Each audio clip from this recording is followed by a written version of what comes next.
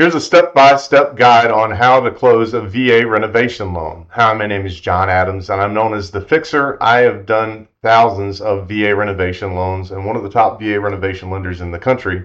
And I'm going to tell you today how to put those loans together. You can use a VA renovation loan, also known as the VA Alteration for Improvement and Repair. And that's based off the VA Handbook 26-7 in the construction section. Ultimately known as the VA renovation loan. It allows you to buy a home or refinance a home and include all the required repairs or preferential repairs inside of the purchase or refinance of a normal VA transaction.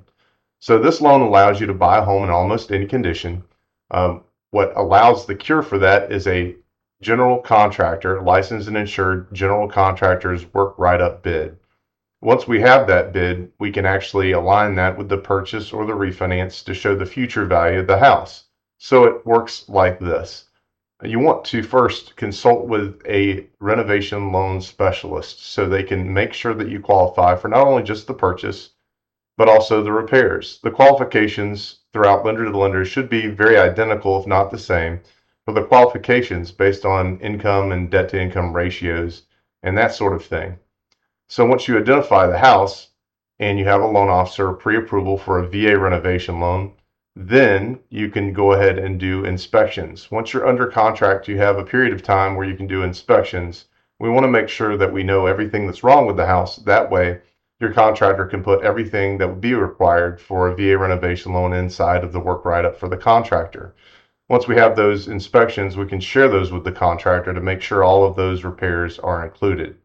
Now, there are no contractor lists or specific contractors you have to use anymore for a VA renovation loan. There used to be one, but they've gotten rid of that.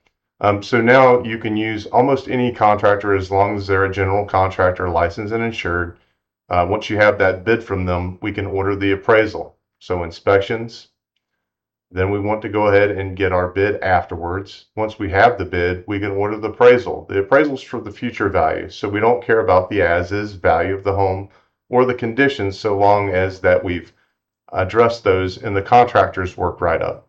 Once we've addressed all the issues with the home, preferential or required, then we can proceed on that appraisal and get that value. We're looking for a one-to-one value. In other words, we want the purchase plus the repairs to be at least worth the total project in the appraisal value.